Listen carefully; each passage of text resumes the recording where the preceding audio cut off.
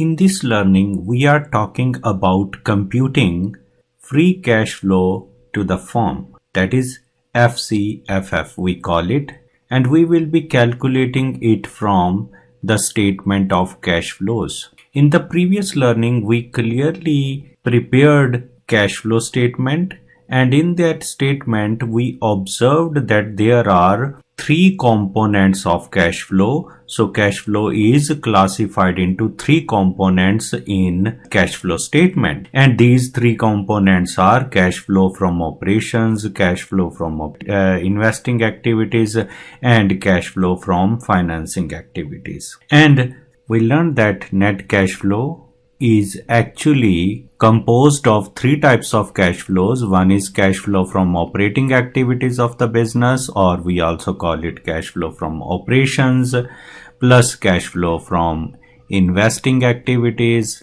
plus cash flow from the financing activities.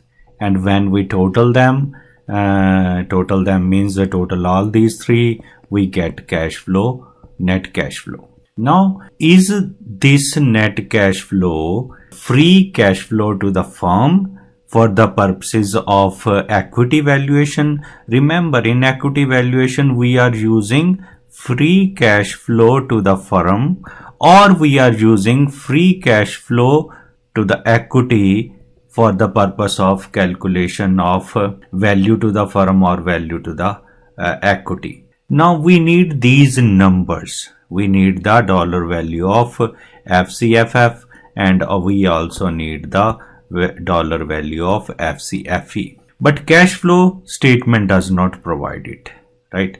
So this net cash flow number is not something which is free cash flow to the firm or free cash flow to the equity. So the question arises how to calculate it. In this case, we go forward actually with the CFO. So we start with the CFO, which is available from the cash flow statement. So this dollar value is always available from cash flow statement. And on the basis of that, we will do some adjustments here, and then we can calculate the FCFF. This is what we are learning here.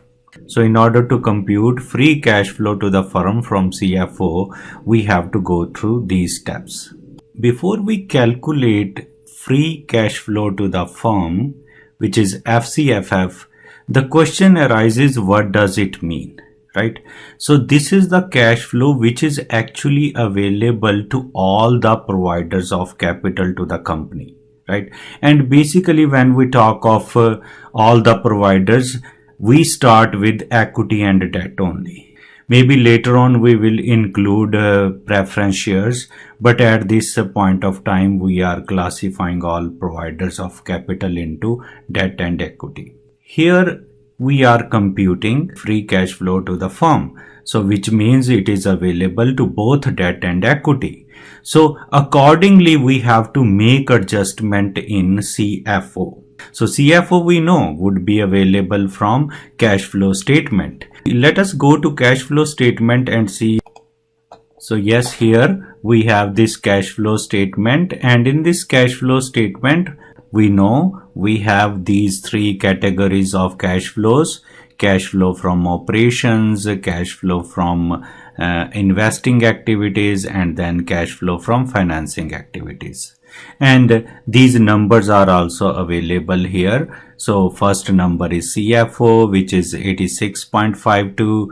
CFI is $0 because this company did not make any investment in property, plant and equipment.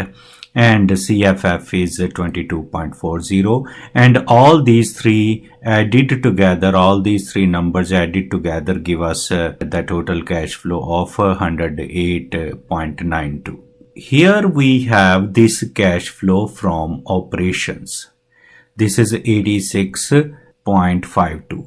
So this is the number we will use, and we will take this number and we will do some adjustments, and then we will calculate the free cash flow to the firm. So that is the plan for us. but we have to do adjustments. But before doing adjustment, we must understand that this cash flow from operations has already done some adjustments. So there is already adjustment done for depreciation, that is non-cash charges. We won't be making that adjustment again. Similarly, all sorts of working capital investments, account receivable, inventory, etc. have already been made in the cash flow from operations. So when we are computing FCFF from CFO, we don't have to make those adjustments, right?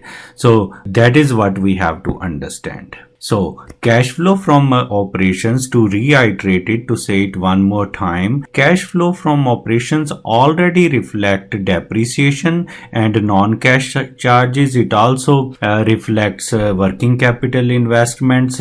So when we are computing FCFF from CFO, then we don't have to make those adjustments. So now question arises, what kind of adjustments we have to make? So that is what we have here in this formula. So in this formula, it is clearly specified here that we are starting with cash flow from operations, and then we add to that interest expense times 1 minus tax rate, and then we deduct from that investment in fixed capital. So that is what we are doing. So we are starting with the CFO, and we add to that interest expense times 1 minus tax rate, and then we are deducting from that fixed capital investments. And then this would give us a number of free cash flow to the firm. So let us do that for this cash flow statement given to us. So here we will start with cash flow from operations, which is actually given in the question.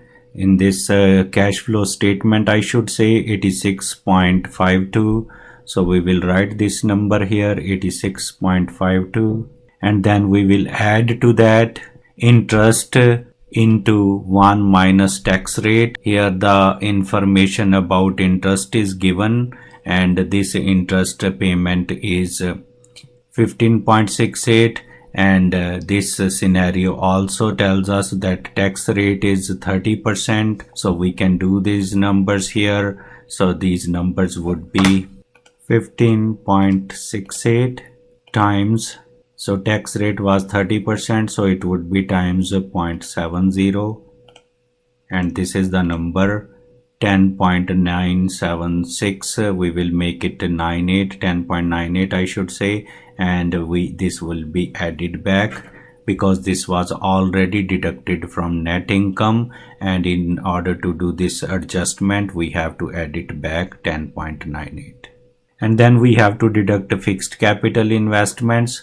And we have seen here in the cash flow, so there is a zero investment in fixed capital, which is property, plant and equipment. So that would be a $0 value here. So when we add these numbers, when we do these three numbers, we get this 10.98 plus 86.52, which gives us 97.496, which is essentially 97.50. So this is what is free cash flow to the firm.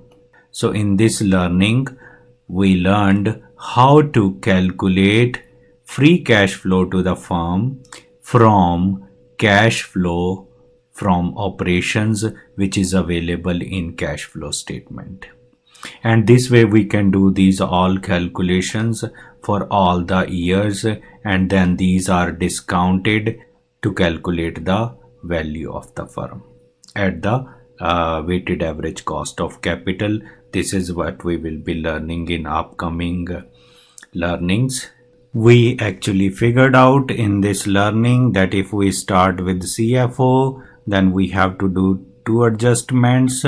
First is to add back interest into 1 minus tax, and then deduct the fixed capital investments, and then this way from cash flow from operations, we will be able to calculate free cash flow to the firm.